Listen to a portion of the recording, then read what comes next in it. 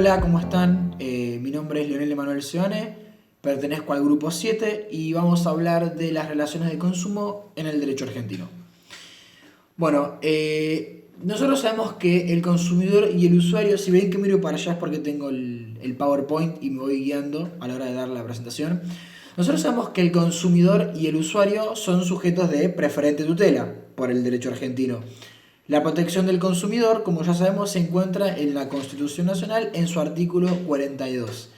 Es por eso que creo que es necesario que para que nosotros expliquemos cómo se encuentran reguladas estas relaciones de consumo en nuestro derecho, debemos partir de la norma madre, que es la Constitución Nacional, como bien decía recién, y este es su artículo 42, el cual fue incorporado a partir de la reforma de 1994 como parte de estos nuevos derechos y garantías. Este artículo 42 establece una serie de preceptos y de principios respecto a las relaciones de consumo. Por una cuestión de tiempo no voy a leer el artículo, pero voy a explicar brevemente de qué se trata. Este artículo surge a raíz de la idea de que existen empresas que se encuentran en una posición de desigualdad de condiciones respecto a los consumidores o a los usuarios. ¿Por qué? Porque poseen una mayor capacidad económica en relación a los consumidores o los usuarios. Entonces, en algunos casos también tenemos monopolios que controlan el mercado. Entonces, los consumidores, en cierta manera, se ven con poca defensa frente a estos monopolios. Además, en otros casos también tenemos manipulación publicitaria, como es el famoso ejemplo de la letra chica.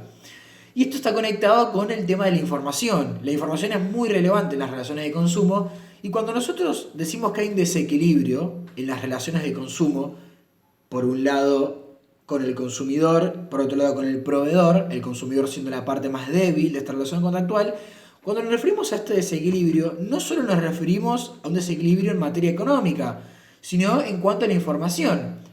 ¿En cuanto a qué? En cuanto al conocimiento en sí del bien o el servicio que estamos adquiriendo, en cuanto a las condiciones, si se encuentran buenas o malas condiciones.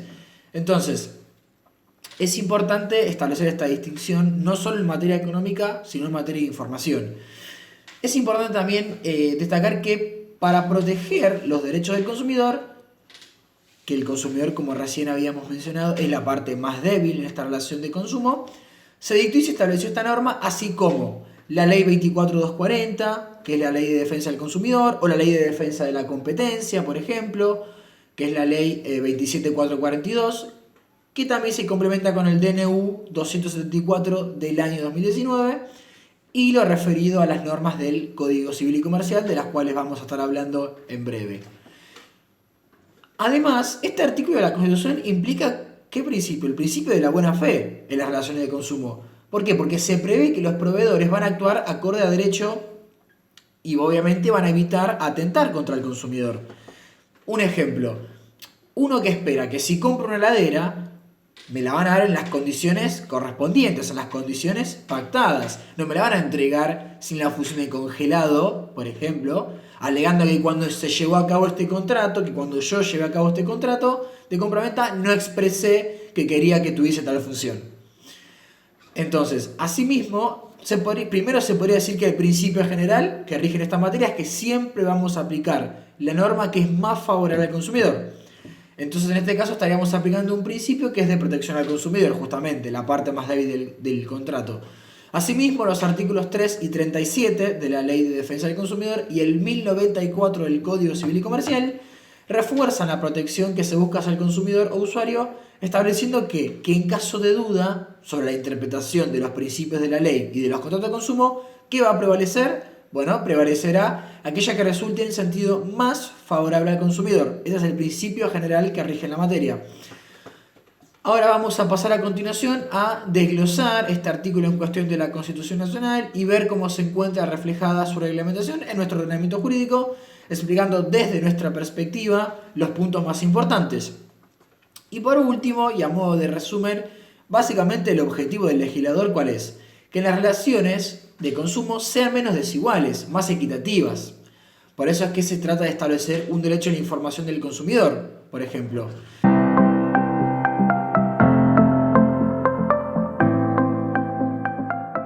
El artículo 42 de la Constitución Nacional inicia del siguiente modo. Los consumidores y usuarios de bienes y servicios tienen derecho en relación de consumo a la protección de su salud, seguridad e intereses económicos, a una información adecuada y veraz, a la libertad de elección y a las condiciones de trato digno y equitativo. De este párrafo surgen varias cuestiones. Primeramente se nos habla de los consumidores o usuarios. Para saber qué es un consumidor o usuario y qué es una relación de consumo, vamos a ir al artículo 1 de la Ley de Defensa del Consumidor. Este artículo nos dice que se considera consumidor a la persona física o jurídica que adquiere o utiliza en forma gratuita o onerosa bienes o servicios como destinatario final, en beneficio propio o del grupo familiar o social. Es decir, que consumidor es únicamente el destinatario final del bien o servicio. También son consumidores finales los terceros que hacen uso u goce de lo comprado por otro. El artículo 3 de la Ley de Defensa del Consumidor nos define qué es una relación de consumo. Dice que es el vínculo jurídico entre el proveedor y el consumidor o usuario. Las relaciones de consumo se rigen por el régimen establecido en esta ley y sus reglamentaciones sin perjuicio del que el proveedor, por actividad que desarrolle, esté alcanzado a sí mismo por otra normativa específica. Este artículo también coordina con el 1092 del Código Civil y Comercial al definir la relación de consumo. Establece este artículo que la relación de consumo es el vínculo jurídico entre el proveedor y el consumidor. Cabe en el sentido indicado afirmar, por ejemplo, que el usuario de servicios bancarios, telefonía celular o el asegurado cuando contrata para destinar el bien o servicio a su consumo final o al del grupo familiar es consumidor. Inversamente, no será incluido en esta categoría jurídica un contrato de seguro celebrado sobre bienes integrados a procesos de producción, transformación, comercialización o prestación a terceros, ya que no se trata de bienes ubicados al final del circuito económico. El consumidor individual o persona jurídica que requiere protección es aquella que carece de intenciones que apunten a que el bien o el servicio continúe en su vida económica en actividades de fabricación, producción, distribución o prestación. En cambio, es consumidor la persona jurídica, por ejemplo, una empresa, que celebra contratos de seguro, que amparen bienes como destinatario final en beneficio de la empresa o que protejan los riesgos a los que se hayan expuesto bienes con los que agotara el proceso económico. Entonces, relación de consumo es el vínculo jurídico que se establece entre el proveedor y el consumidor o usuario. ¿Pero qué es un proveedor? Esto se encuentra en el artículo 2 de la Ley de Defensa del Consumidor. Tal artículo dice que es la persona física o jurídica de naturaleza pública o privada, que desarrolle de manera profesional actividades de producción, montaje, creación, construcción, transformación, importación, concesión de marcas, distribución y comercialización de bienes y servicios, destinados a consumidores o usuarios.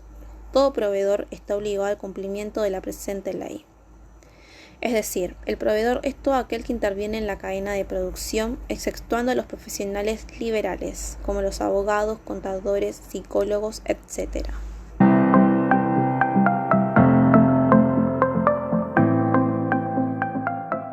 Una vez conocido qué es un consumidor, un proveedor y una relación de consumo, la Constitución nos habla del derecho a la protección de la salud, seguridades e intereses económicos que tiene el consumidor. Yendo a los dos primeros, encontramos varios artículos que se refieren a este tema. Tenemos, por ejemplo, el artículo 5 de la Ley de Defensa del Consumidor, que nos habla de la protección al consumidor. Y establece lo siguiente: las cosas y servicios deben ser suministrados o prestados en forma tal que, utilizados en condiciones previsibles o normales de uso, no presenten peligro alguno para la salud o integridad física de los consumidores o usuarios. Por otro lado, también tenemos el artículo 6 de la misma ley, que habla de las cosas y servicios riesgosos y establece: las cosas y servicios, incluidos los servicios públicos domiciliarios, cuya utilización pueda suponer un riesgo para la salud o la integridad física de los consumidores o usuarios, deben comercializarse observando los mecanismos, instrucciones y normas establecidas o razonables para garantizar la seguridad de los mismos. En tales casos se debe entregar un manual en idioma nacional sobre el uso, instalación o mantenimiento de la cosa o servicio que se trate, para brindar un adecuado asesoramiento. Además, también se tiene obligación de que en los casos en que se trate de artículos importados, siendo los sujetos enunciados en el artículo 4, responsables del contenido de esta traducción. El artículo 5 lo deja bien claro. O sea, como regla general, no se puede ofrecer bienes y servicios que supongan algún riesgo para la salud del consumidor. Sin embargo, el artículo 6 habilita que se pueda proveer algo riesgoso siempre y cuando se lo haga con los mecanismos, instrucciones y normas que garanticen la seguridad. Acompañados, bueno, como ya mencioné, de un manual que tiene que estar en idioma nacional. Un ejemplo de esto podría ser, por ejemplo, si una empresa brasilera viene a vender insecticidas o herramientas como sierras eléctricas, tiene que hacerlo con mecanismos, instrucciones, normas que garanticen la seguridad del consumidor cuando éste adquiere ese producto. Y este manual tiene que estar en idioma nacional, que bueno, en este caso es el castellano, por supuesto. En cuanto a la protección de los intereses económicos, lo primero con lo que nos encontramos en la regulación de la oferta y la publicidad es el artículo 7 de la ley, que establece, habla de la oferta y establece que la oferta dirigida a consumidores potenciales indeterminados obliga a quien la emite durante el tiempo en que se realice, debiendo contener la fecha precisa de comienzo y de finalización, así como también sus modalidades, condiciones o limitaciones. La revocación de la oferta hecha pública es eficaz una vez que haya sido difundida por medios similares a los empleados para hacerla conocer. Esto puede verse, por ejemplo, cuando una tienda pone oferta hasta agotar stock. En este caso están estableciendo un plazo que tendrá efecto cuando la oferta va a tener un determinado plazo que será, en este caso, que se agote el stock. Después, por otro lado, el artículo 8 de la Ley de Defensa del Consumidor habla de los efectos de la publicidad y establece lo siguiente. Las precisiones formuladas en la publicidad o en anuncios, prospectos, circulares u otros medios de difusión se tienen por incluidas en el contrato con el consumidor y obligan al oferente. En los casos en los que las ofertas de bienes y servicios se realicen mediante el sistema de compras telefónicas por catálogos o por correos publicados por cualquier medio de comunicación, deberá figurar el nombre, domicilio y número de quit del oferente. Un ejemplo de esto podría ser si, por ejemplo, Movistar hace una publicidad en la cual establece que con la suscripción a sus servicios te regalan un año gratis de Amazon Prime o de Netflix. Después no pueden decirle a quien se suscribe por tal motivo que no puede o no va a recibir ese año gratis, porque estarían yendo en contra de lo que publicitaron en su primer momento.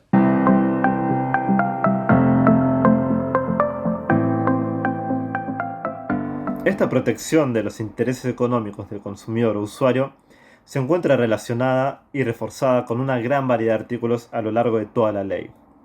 De todos ellos vamos a destacar unos cuantos y dividirlos en tres partes diferentes. Para comenzar con la primera parte, vamos a hablar del artículo 10 bis, que habla del incumplimiento de la obligación.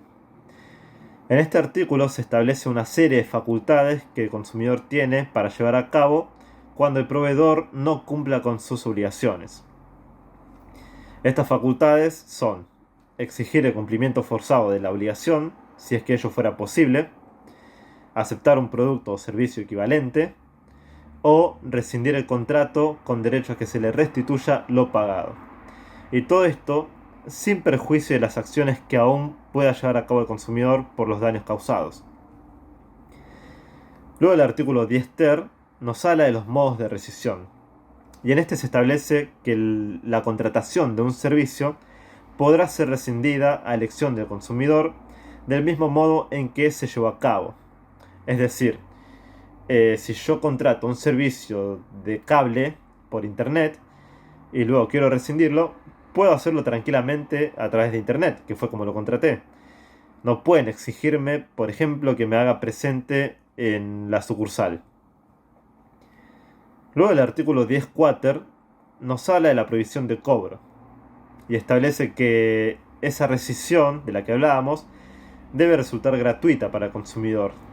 Es decir, no se le prohíbe al proveedor que le cobre al consumidor o usuario cualquier tipo de gasto que conlleve dar de baja el servicio. Si yo doy de baja ese servicio de cable que contraté, no pueden cobrarme por venir hasta mi casa a realizar la desconexión o por cualquier gasto administrativo que conlleve el proceso, sino que debe resultarme gratuito. Luego el artículo 40 habla de la responsabilidad por daños, y en este se establece que si el daño al consumidor resulta del vicio o del riesgo del bien o de la prestación del servicio, van a responder de forma solidaria todos aquellos que intervienen en la cadena de producción de ese bien o servicio. Es decir, va a responder el vendedor, el importador, el distribuidor, etc. Todos los que intervienen en el proceso productivo. El artículo, si bien en principio habla solamente de la excepción del transportista, esto se aplica en general, ya que luego, en su última parte, establece que el presunto responsable podrá exonerarse de responsabilidad de forma total o parcial, siempre y cuando acredite que la causa del daño le ha sido ajena. Es decir, que proviene de la propia víctima, por ejemplo, o que se debe a un tercero por el cual él no responde.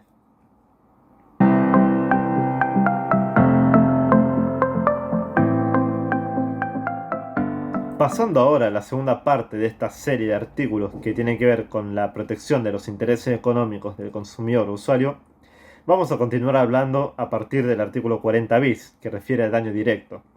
Luego se hará un breve comentario respecto al artículo 34 y al artículo 35 que figuran en la filmina. El daño directo es todo perjuicio del proveedor, ya sea por su acción u omisión, hacia el consumidor, que sea susceptible de apreciación pecuniaria y que sea ocasionado de manera inmediata sobre sus bienes o sobre su persona. Ante este daño, los organismos de aplicación competentes van a fijar la indemnización que corresponda. En este artículo el daño queda reducido al daño material, ya que no abarca aquellas cuestiones que resultan extrapatrimoniales o que tienen que ver con los derechos personalísimos del consumidor, por las cuales podrá iniciar su reclamo judicialmente. Luego el artículo 46 nos habla del incumplimiento de los acuerdos conciliatorios y establece que ese incumplimiento de esos acuerdos va a ser considerado como una violación a la ley y por ende pasible de ciertas sanciones, las cuales se encuentran en el artículo 47. Los acuerdos conciliatorios son aquellos a los que arriban las partes en el proceso de mediación, en este caso mediación de consumo.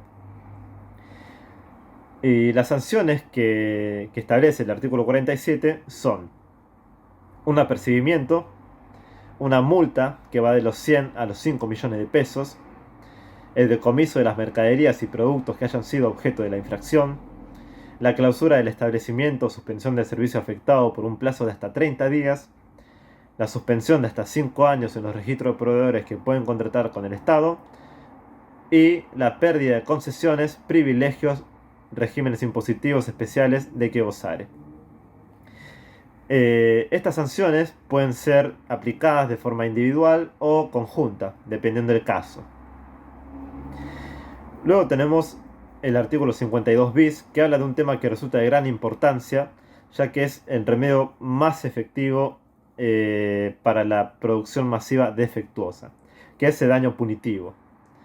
El daño punitivo consiste en una multa civil a favor del consumidor y en detrimento del proveedor cuando éste incumpla con sus obligaciones. Es de gran importancia ya que es una manera de cuidar al consumidor indirecta, y es indirecta ya que no se trata de otorgarle una facultad o una prerrogativa directa al consumidor, sino que se trata de que por temor a esa multa, a la sanción, las empresas, los proveedores, cumplan con las leyes y eviten repetir conductas que resulten perjudiciales para los consumidores o usuarios. Bueno, ahora sí, yendo al artículo 34. Este artículo nos habla de la revocación de aceptación y establece que en la venta domiciliaria el consumidor va a tener derecho a revocar la aceptación dentro de los 10 días a partir de la celebración del contrato o de la entrega del bien, del producto. Este artículo también le impone al consumidor la obligación de poner a disposición del vendedor aquel producto que precise. Por ejemplo, yo doy de baja mi servicio de internet y entonces me veo obligado, por ejemplo, a poner a disposición de la empresa el módem para que cuando lo vengan a buscar se lo lleven tranquilamente. Total, yo revoqué la compra. Luego, por último, tenemos el artículo 35, que, como se lee en la firmina, establece que está prohibida la propuesta al consumidor de cualquier bien o servicio que no haya requerido previamente y que le genere cargos automáticos en algún sistema de pago en débito. Y esto hace referencia, por ejemplo, cuando compramos algo y tal vez nos mandan algo que nosotros no hemos pedido, por ejemplo una tarjeta de débito de local, una tarjeta de puntos, por la cual de repente nos vemos obligados a pagar su mantenimiento. Bueno, esto está prohibido. Mi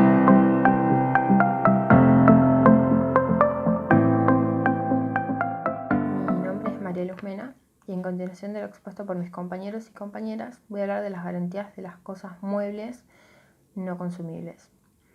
La Ley de Defensa del Consumidor nos proporciona algunos artículos al respecto, como el artículo 16, que habla de la prolongación del plazo de la garantía, es decir, cuando el consumidor queda privado del uso de la cosa en garantía, cualquiera sea la causa relacionada con algún tipo de reparación. Se va a computar como una prolongación de esta garantía legal. Por otro lado, el artículo 17 habla de la reparación no satisfactoria, porque no se reúne la cosa reparada. Entonces, el consumidor, en tal caso, tiene distintas opciones. En primer lugar, puede pedir la sustitución de la cosa adquirida por otra de idénticas características. Y en ese caso, la garantía legal empieza a regir desde la entrega de la cosa nueva. También puede devolver la cosa y pedir que se le reintegre el dinero pagado. Puede obtener una quita proporcional del precio y, independientemente de todo esto, puede reclamar los eventuales daños y perjuicios correspondientes. En el artículo 18, como se ve en el PowerPoint, se habla de los vicios redibitorios, que esto tiene que ver con una garantía contractual de los tipos onerosos, siendo una protección al comprador respecto a su aspecto material, es decir, que no tenga ningún tipo de daño o defecto. Y por otro lado, también está la cuestión que tiene que ver con la información adecuada, veraz y de fácil comprensión para los usuarios y consumidores. Eso está relacionado con las condiciones de comercialización y siendo muy relevante para la celebración de los contratos.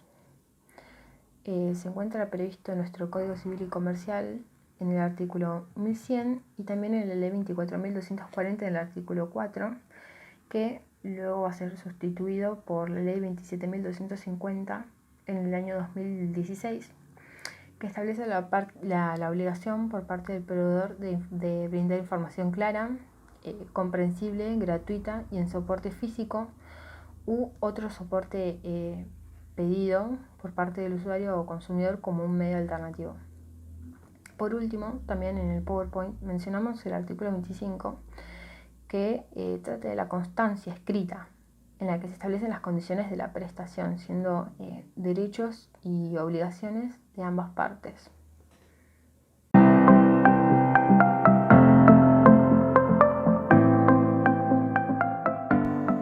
La Constitución nos habla de la libertad de elección. Esta libertad significa que el consumidor puede elegir qué comprar, a quién, dónde y cuándo. La podemos ver relacionada con los principios de información y la libertad de contratación del artículo 1099 del Código Civil y Comercial, Este artículo prevé otra situación de limitación de la libertad contractual, como es la que se da cuando el proveedor impone al consumidor la exigencia de adquirir determinados bienes o servicios, lo que suele presentarse bajo el formato de cláusulas sorpresivas. El artículo 8 bis de la Ley de Defensa del Consumidor dispone que los proveedores deberán garantizar condiciones de atención y trato digno y equitativo a los consumidores y usuarios. Con el trato digno nos referimos a que no se pueda atentar contra la dignidad del consumidor usuario, no lo pueden colocar en situaciones vergonzosas, incómodas o intimidatorias. El trato digno está regulado en el artículo 97 del Código Civil y Comercial sobre la base de la previsión contenida en el artículo 42 de la Constitución Nacional. El Código establece la obligación del proveedor de garantizar condiciones de atención y trato digno a los consumidores y usuarios e impone el deber de respetar su dignidad, según los criterios generales establecidos en los tratados de derechos humanos. En el artículo se impone al proveedor el deber de abstenerse del desarrollo de conductas que coloquen a los consumidores en situaciones vergonzantes, vejatorias o intimidatorias. Lo previsto en la norma no se agota en el sometimiento de la persona del consumidor a situaciones vejatorias de las que sea directamente víctima, sino de su exposición a prácticas vergonzantes o lesivas de la dignidad de terceros, como pueden ser personas vinculadas con el proveedor por un nexo laboral o contractual distinto del establecido por el consumidor. Con el trato equitativo nos referimos a las igualdades de condiciones de todo consumidor o usuario que debe de ser tratado del mismo modo, sin hacer ninguna diferencia entre ellos. Está regulado en el artículo 1098 del Código Civil y Comercial. El principio de no discriminación atraviesa todo el ordenamiento jurídico y cobra especial relevancia en materia de consumo. La satisfacción de las necesidades básicas de la población se produce generalmente por medio de relaciones de consumo. El trato equitativo es el trato razonablemente igualitario. Un proveedor puede tener alguna atención especial con relación a un buen cliente, lo que es propio de las prácticas comerciales, pero no puede incurrir en conductas que conlleven una desigualdad sustantiva de trato o un trato discriminatorio respecto de algún consumidor o usuario. La cuestión relativa a la nacionalidad dispone en el artículo 20 de la Constitución Nacional, que establece la igualdad de derechos civiles entre nacionales y los extranjeros, y en el artículo 4 que establece la obligatoriedad, el artículo 4 del Código Civil y Comercial, que establece la obligatoriedad de las leyes para todos los habitantes de la República, sean ellos ciudadanos o extranjeros, residentes domiciliarios o transeúntes, sin perjuicio de lo dispuesto en leyes especiales, lo que determina una paridad, por lo que las distinciones basadas en nacionalidad de los consumidores no podrían ser consideradas sino arbitrarias, y a partir de lo pautado en este artículo que enuncia una regla de orden público será ilegal.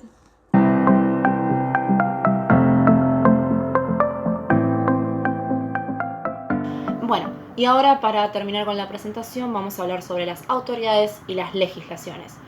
Por el lado de las autoridades, estas deben proveer a la protección de los derechos previamente mencionados, a la educación para el consumo, a el control de los monopolios, tanto naturales como legales, a la defensa de la competencia contra cualquier distorsión que pueda existir en los mercados, a la calidad y eficiencia de los servicios públicos y a la constitución de asociaciones tanto de consumidores como de usuarios.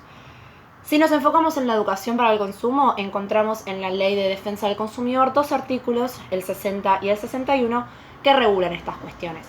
En el artículo 60 encontramos los planes educativos y establece que corresponde al Estado Nacional, a las provincias, a los municipios y a la Ciudad Autónoma de Buenos Aires formular planes de educación para el consumo e incorporar dichos planes a los planes oficiales de todos los niveles educativos, primarios, secundarios, universitarios, etc., con el fin de que los alcances de la ley sean difundidos y tengan una mayor recepción.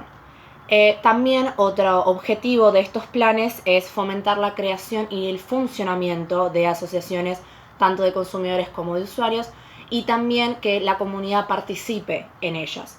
Después, en el artículo 61 encontramos regulada la formación del consumidor, y esta formación debe ayudar a los consumidores a entender y utilizar cierta información sobre temas que nos importan a nosotros y nos interesan a los consumidores.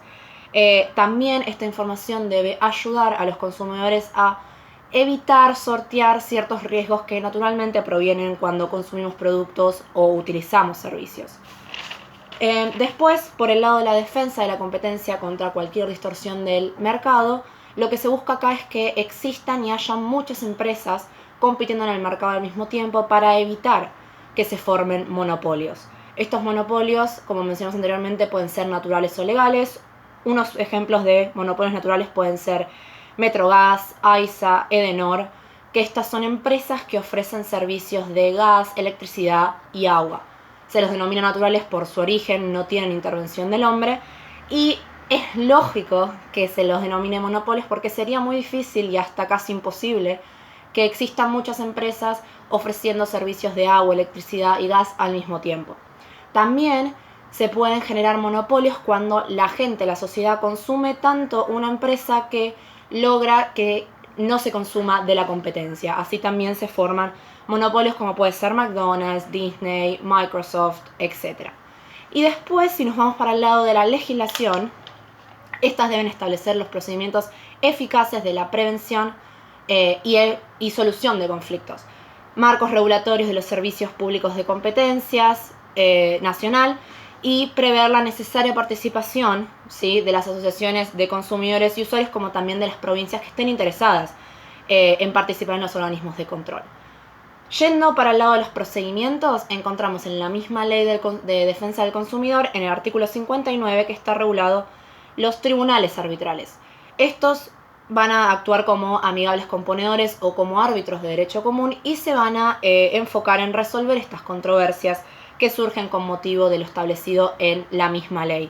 Después, por otro lado, en una ley aparte, en la ley 26.993, encontramos regulado lo que se conoce como la COPREC, que es el servicio de conciliación previa a las relaciones de consumo, y no es más que un mecanismo mediante el cual los consumidores pueden recurrir y realizar sus reclamos contra las empresas.